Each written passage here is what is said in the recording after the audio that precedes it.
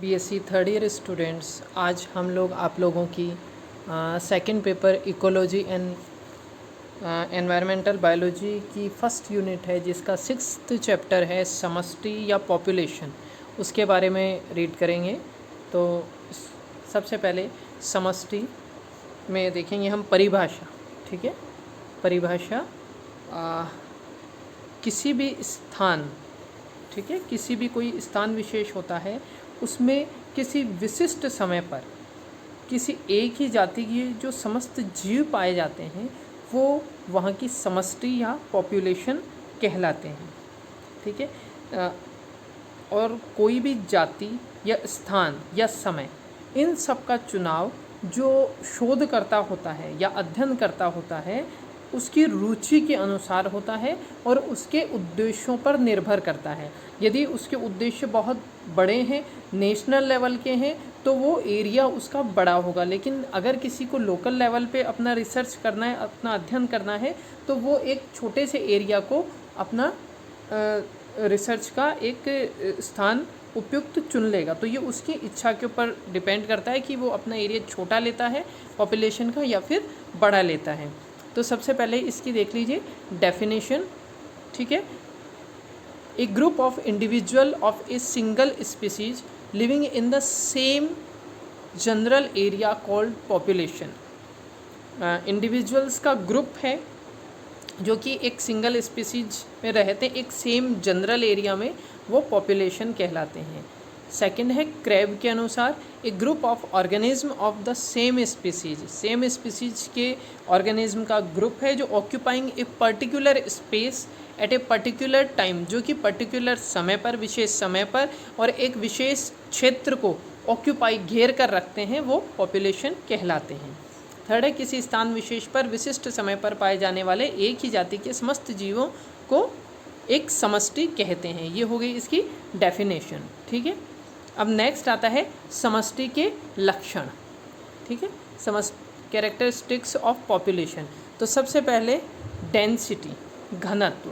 ठीक है, सेकंड इसका है जन्म दर, नेटेलिटी या बर्थ रेट। ठीक है, समष्टि जो होती है वो ऐसे गुण या लक्षण प्रदर्शित करती है जो कि इंडिविजुअल जो होता है, इंडिविजुअल मतलब व्यष्टि जो होती है वो इन गुणों को प्रदर्शित नहीं करती, लेकिन जब वो सम्मिलित रूप से पॉपुलेशन में जब काउंटिंग होती है तो पॉपुलेशन उन लक्षणों को प्रदर्शित करती है। जैसे समष्टि घनत्व, जन्म दर, मृत्यु दर, आयु वितरण, वृद्धि स्वरूप, ये सारे जो हैं ये क्या हैं, पॉपुलेशन के गुण हैं। जबकि एक जो व्यष्टि होगा मतलब इंडिविजुअल्स होते हैं, इंडिविजुअल्स इन लक्षणों को प्रदर्शित नहीं करते जिनको समष्टि कर रही है, मतलब पॉपुलेशन कर रही है। नेक्स्ट क्या है, जैसे जन्म दर या मॉर्टेलिटी और डेथ रेट। नेक्स्ट आयु वितरण, एज डिस्ट्रीब्यूशन, फिर वृद्धि प्रकार एक ग्रोथ फॉर्म, अंत या बहिप्रवसन, इमिग्रेशन और एमिग्रेशन, वितरण, डिस्पर्जन, नियमन और रेगुलेशन। ठीक है, ये हैं समष्टि के प्रमुख लक्षण जिनके बारे में हम आगे पूरे चैप्टर में पढ़ेंगे। हालांकि ये चैप्टर काफ़ी बड़ा है और इसमें आपके 2-3 क्वेश्चन बन रहे हैं, इम्पोर्टेंट भी हैं, लेकिन ये क्योंकि बड़ा है इसलिए मैं इसको 2 पार्ट्स में डिवाइड करके आप लोगों को एक्सप्लेन करूँगी। तो आधा पार्ट आपको इस वीडियो में मिलेगा और एक नेक्स्ट वीडियो में इसके साथ भेजूँगी, वो आधा पार्ट जो है आपको उसमें अवेलेबल हो जाएगा। ठीक है, नेक्स्ट डेफिनेशन हो गई।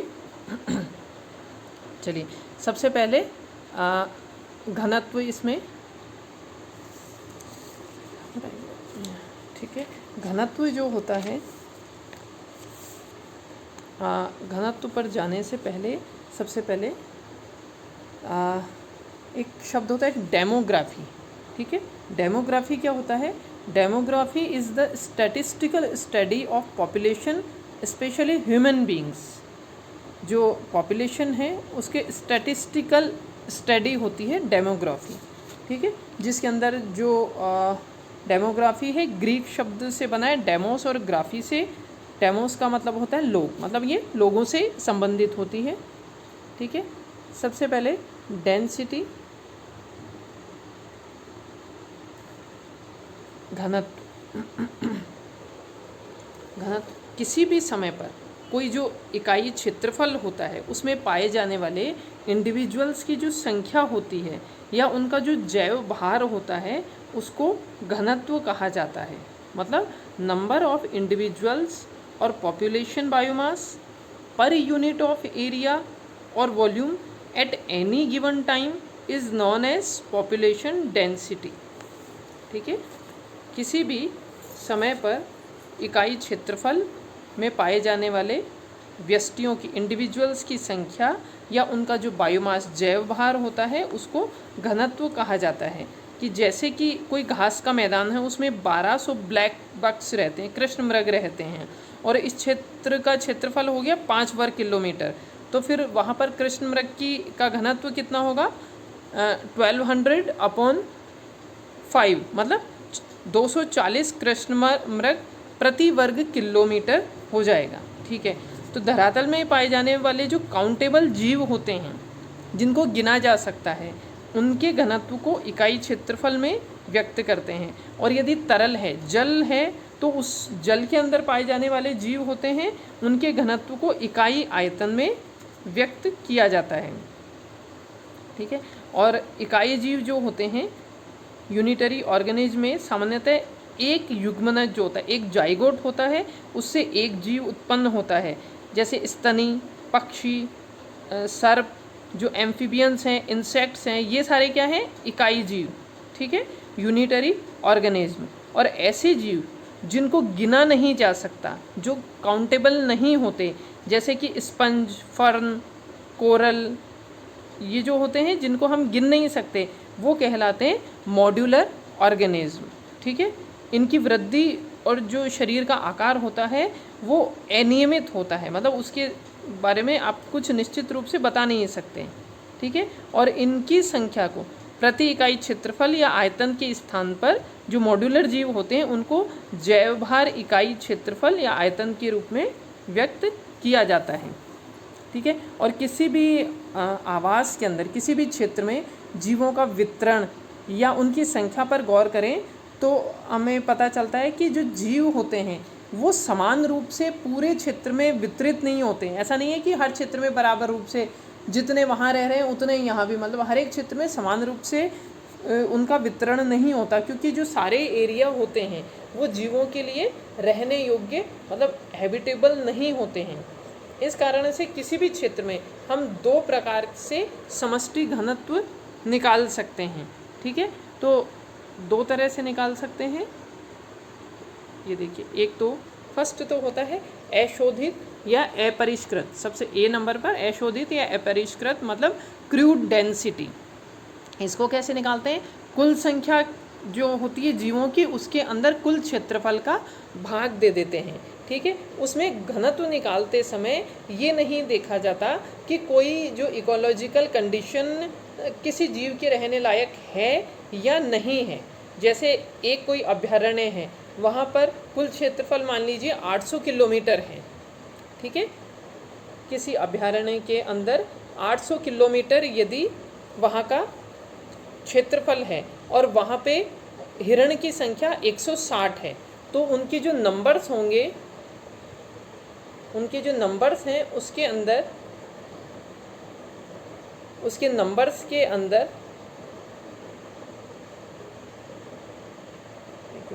नंबर्स के अंदर जो कुल क्षेत्रफल है उसको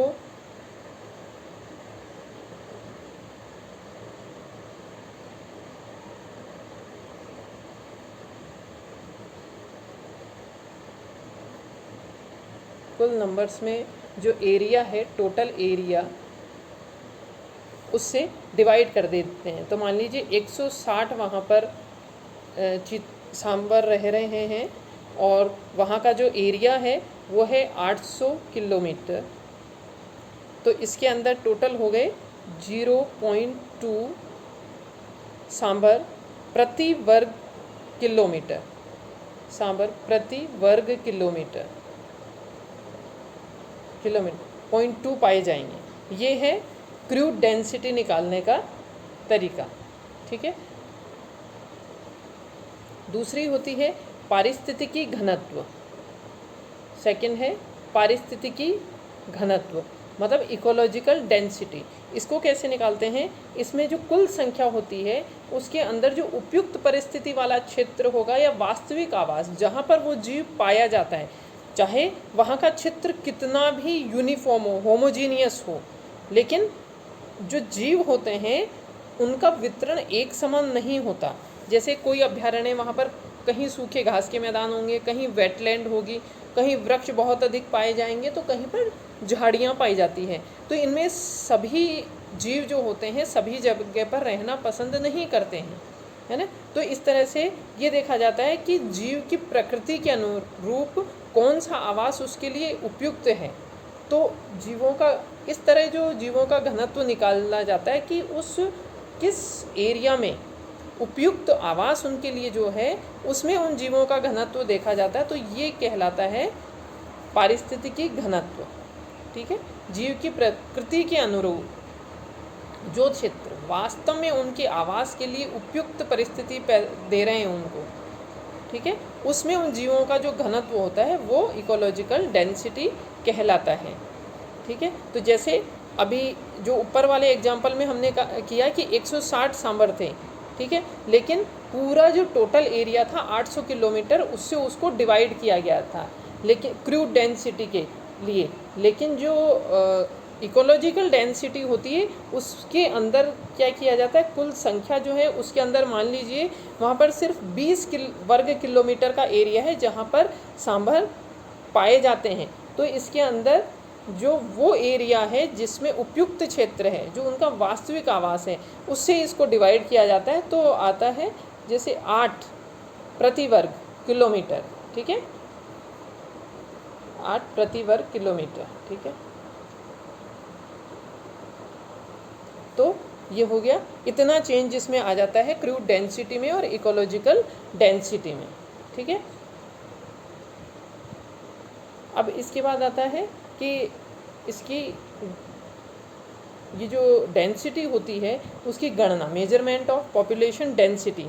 तो समष्टि का घनत्व ज्ञात करने की कई विधियां हैं, लेकिन इसमें से 2 इम्पोर्टेंट विधियां हैं। एक तो संपूर्ण गणना, टोटल काउंट, उस ठीक है टोटल काउंट, और दूसरा है सैंपल काउंटिंग, प्रतिचयन गणना। तो जो संपूर्ण गणना होती है फर्स्ट नंबर पे, यदि किसी एक भी क्षेत्र में एक जाति के सभी सदस्य जो वहाँ पर मौजूद हैं उनकी गणना की जाती है तो वो संपूर्ण गणना, मतलब एक क्षेत्र में जितने भी एक जाति के सारे सदस्य हैं उनको काउंट कर लेंगे तो वो संपूर्ण गणना कहलाती है। लेकिन वास्तव में ये संपूर्ण गणना करना कठिन होता है। ये तभी संभव है जब या तो कि जो इंटरेस्ट का क्षेत्र है वो छोटा हो, या फिर जिन जीवों की गणना करना चाह रहे हैं आप वो साइज़ में बहुत बड़े हों जिससे उनको आसानी से काउंट कर सकें, या फिर जो गणना के जो आप काउंटिंग के लिए जो इक्विपमेंट काम में ले रहे हैं, है ना, एक साथ मतलब कई काउंटिंग उनकी चले तो ये संभव है। लेकिन वैसे ये बहुत मतलब कठिन विधि होती है। और जैसे भारत में हमारे जो हर एक 10 साल में डिकेड्स के अंदर जो जनगणना का काम होता है वो ये संपूर्ण गणना की श्रेणी में आता है, क्योंकि इसमें सैंपल नहीं लेकर सारे लोगों की गणना की जाती है। लेकिन जो प्राकृतिक आवास होता है उसके अंदर संपूर्ण गणना कम हो पाती है, क्योंकि यदि रुचि का क्षेत्र छोटा नहीं है, बड़ा है, तो फिर उन जीवों की सही उनकी गणना करना बहुत कठिन होता है। लेकिन अगर रुचि का क्षेत्र छोटा है, जैसे एक छोटा सा कोई वेटलैंड है, ठीक है, जहाँ पे कोई सारस, पेलिकन, स्टार्क जैसे बड़े जीव की गणना करनी है तो ये संभव है। जैसे भारत में जो भरतपुर में केवला देवी राष्ट्रीय उद्यान है, वहाँ पर सर्दियों के समय पर जो साइबेरियाई सारस आते हैं उनकी गणना की जा सकती है, क्योंकि पक्षी का आकार बड़ा है। और जो केवला देवी राष्ट्रीय उद्यान है वहाँ का कुल क्षेत्रफल लगभग 29 वर्ग किलोमीटर है, और उसमें से भी वो जो पक्षी आते हैं वो माइग्रेट करके, वो सिर्फ वहाँ की जो वेटलैंड है 11 वर्ग किलोमीटर, सिर्फ उसी में रहना पसंद करते हैं, तो उनकी ये काउंटिंग संभव है। ठीक है, नेक्स्ट है प्रतिचयन गणना या प्रतिचयन विधि या सैम्पलिंग मेथड। ठीक है, प्रकृति में आमतौर पर वैसे जो प्रतिचयन विधि है उसी के द्वारा पॉपुलेशन की डेंसिटी ज्ञात की जाती है। ये विधि हालांकि कम खर्चीली है है ना, और जल्दी इससे रिजल्ट भी मिल जाते हैं। लेकिन जो संपूर्ण गणना के कारण जो कठिनाई होती है वो इसमें इतनी नहीं होती, ठीक है। लेकिन इसकी कई विधियां हैं, ठीक है। इसकी सबसे पहले इसकी 4 विधियां मेन काम में ली जाती है। तो जैसे सबसे पहले है क्वाड्रेट विधि, क्वाड्रेट मेथड, ठीक है। इसमें किया जाता है, इसमें जो समष्टि होती है उसका घनत्व निकालने के लिए जो सारी जो जाति की जो समष्टि की जिसकी गणना करनी है उसको छोटे छोटे समान समान इकाइयों में, उस क्षेत्र को, जिस किसी क्षेत्र में किसी एक जाति की समष्टि की गणना करनी है उसमें उस क्षेत्र को छोटी छोटी इकाइयों में बांट लेते हैं, जिनको क्वाड्रेट कहते हैं। और मान लिया जाता है कि ये जो छोटी छोटी इकाइयां हैं उनमें से अपनी रुचि के जिन जीवों की गणना करनी है, ठीक है, और उनके आधार पर ही जो इकाई क्षेत्र है उसके घनत्व की गणना की जाती है। जैसे कि कोई बड़ा सा क्षेत्र है, यदि इसमें ब्रिटल की मतलब भृंग की या स्थलीय जो घोंगे होते हैं, लैंड स्नेल है, उनकी काउंटिंग करनी है तो फिर इस क्वाड्रेट विधि को काम में लिया जाता है। इसमें क्या किया जाता है, लकड़ी के चौकोर, जैसे लकड़ी के, प्लास्टिक के या लोहे के ऐसे चौकोर फ्रेम लेकर उनको रैंडम मेथड से, रैंडम विधि से मैदान के ऊपर रख दिया जाता है, ठीक है। और फिर इस जो ये चौकोर फ्रेम है उसके अंदर जितने भी जीव, इसमें जितने भी जीव आए, ठीक है, उन जीवों की गणना कर ली जाती है, ठीक है। अब मान लीजिए इसका ये है 25 या समझ लीजिए 50 × 50 सेमी, ठीक है। क्वाड्रेट का आकार हो गया 2500 वर्ग सेमी, ठीक है। इसका हो गया 2500 वर्ग सेमी, सेमी स्क्वायर इसका एरिया हो गया, ठीक है। या फिर 0.25 वर्ग मीटर, 0.25 वर्ग मीटर स्क्वायर, मीटर स्क्वायर हो गया, ठीक है। तो इसके लिए निकालने का क्या फॉर्मूला होता है, समस्त क्वाड्रेटों में पाए गए जीव, ठीक है। तो मान लीजिए 5 क्वाड्रेट तय किए गए जिनमें 14 घोंगे लैंड स्नेल मिले, ठीक है। अपन क्या करते हैं, कुल क्वाड्रेट मल्टीप्लाई एक क्वाड्रेट का क्षेत्रफल। तो मान लीजिए कि हमने लिए, मान लीजिए कि 5 क्वाड्रेट लिए, 5 क्वाड्रेट लिए जिसके अंदर 14 घोंगे, 14 स्नेल मिले, ठीक है। तो इसको निकालने का पॉपुलेशन डेंसिटी कैसे निकालेंगे, बराबर सबसे पहले समस्त क्वाड्रेट में पाए गए जीव कितने हो गए 14 अपॉन कुल क्वाड्रेट की संख्या कितनी है 5, और एक क्वाड्रेट का क्षेत्रफल कितना था 50 × 50 किया था हमने, तो 0.25 वर्ग मीटर था, मीटर स्क्वायर था, तो 0.25 वर्ग मीटर स्क्वायर। तो ये हो जाएगा 11.2 प्रति वर्ग मीटर स्क्वायर, ठीक है, 11.2 प्रति वर्ग मीटर स्क्वायर, ठीक है। तो ये है इसको निकालने की क्वाड्रेट विधि, ठीक है। अब चूंकि ये जो विधि होती है इसके अंदर जो छोटे धीमी गति से चलने वाले जो जीव होते हैं उनकी काउंटिंग तो संभव है, लेकिन जो तेज गति से चलने वाले जीव होते हैं ये बड़े जीव, उनकी गणना इसके द्वारा नहीं हो सकती। जैसे चूहे या खरगोश हिरण है, उनकी काउंटिंग इस विधि के द्वारा नहीं हो सकती है, ठीक है। नेक्स्ट इसमें है ट्रांसेक्ट मेथड, ठीक है।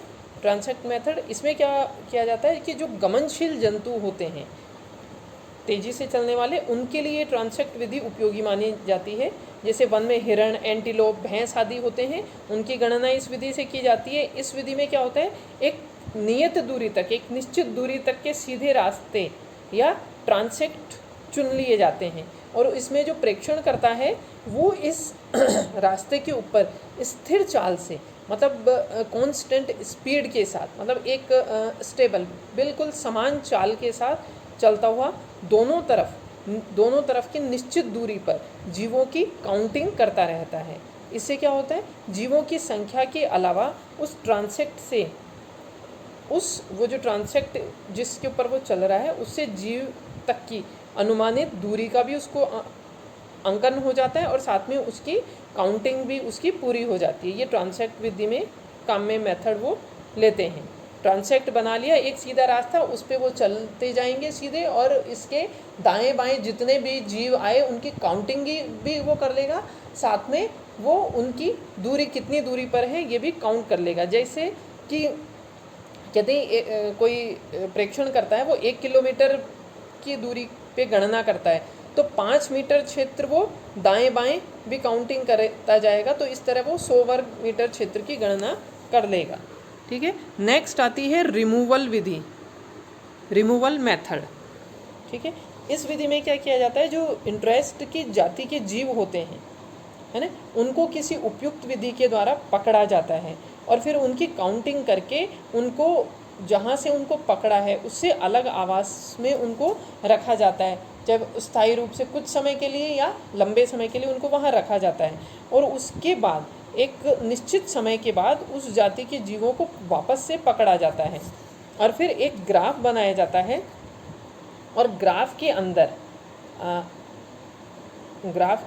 क्या होता है, ग्राफ के अंदर जो वाई अक्ष होता है, हर बार जो नए जीव पकड़े जाते हैं उनकी संख्या को वाई अक्ष पे और जो पिछली बार पकड़े गए जीव थे उनको एक्स अक्ष पर अंकित कर लिया जाता है। और प्रत्येक बार जीवों को पकड़ने की जो प्रोबेबिलिटी होती है यदि समान होगी तो ग्राफ एक सीधी रेखा में आएगा और इस तरह से एक्स अक्ष पर उसको बढ़ाकर जीवों की कुल संख्या ज्ञात कर ली जाती है। मान लीजिए कुल पकड़े गए एक पहले 100 जो थे उनको पकड़ा गया, यहाँ पे जैसे 100, 200, 300, 400। ठीक है। तो पहले प्रयास में यदि 100 पकड़े गए, ठीक है, पहले प्रयास में यदि 100 जीवों को पकड़ा गया, ठीक है, 100 को पकड़ा गया और सेकंड में फिर 75 को पकड़ा गया, तो ये इस तरह, और फिर अगर 67 को, तो इस तरह से ये इस तरह ग्राफ इसका प्राप्त होगा। ठीक है। तो इस तरह उनकी काउंटिंग कर ली जाती है जीवों की कि कितने जीव इसमें आए इस विधि के द्वारा। ठीक है।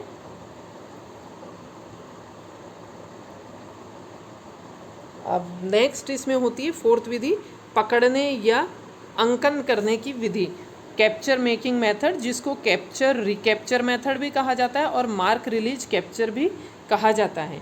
ठीक है। और इसमें क्या होता है, इस विधि में जो जीवों को पकड़ने की विधि होती है उसको यूनिफॉर्म रखा जाता है, एक सार रखा जाता है और पहली बार जो पकड़े गए जीव होते हैं उनको आसानी से पहचाना जा सके उसके लिए उनके ऊपर कोई या तो रंग, क्लिप या लेबल से उनको चिन्हित कर दिया जाता है। और दूसरी बार जब उनको दोबारा उन जीवों को पकड़ा जाता है तो कुल जो पकड़े गए जीव होते हैं इनमें से जो अंकित जीव पुनः पाए जाते हैं उनकी गणना कर ली जाती है और बहुत सावधानी से इस काम को किया जाता है। और इसके लिए एक फॉर्मूला ये काम में लेते हैं, कुल समष्टि n बराबर n2 upon m multiply n1, मतलब दूसरी बार, एक सेकेंड,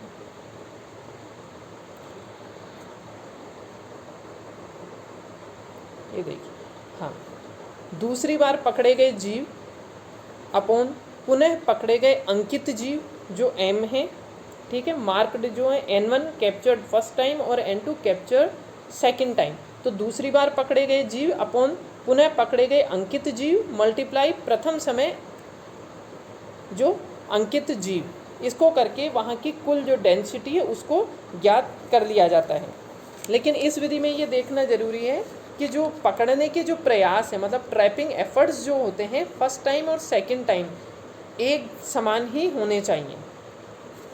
ठीक है, एक समान होने चाहिए। और इस विधि को लिंकन इंडेक्स या लिंकन पीटरसन विधि भी कहा जाता है। और इसमें ये मानकर चला जाता है कि कोई भी जंतु की जो समष्टि है, पॉपुलेशन है, उसमें इमिग्रेशन और एमिग्रेशन नहीं हो रहा है और मतलब जो एक सैंपल लिया जा रहा है, एक से दूसरे सैंपल के बीच रिप्रोडक्शन है या डेथ है, उसके कारण जीवों की संख्या में कोई बदलाव नहीं आता, ये विधि मानकर चलती है और फिर वो अपनी काउंटिंग करती है। उसका फॉर्मूला ये आपके सामने है। ठीक है।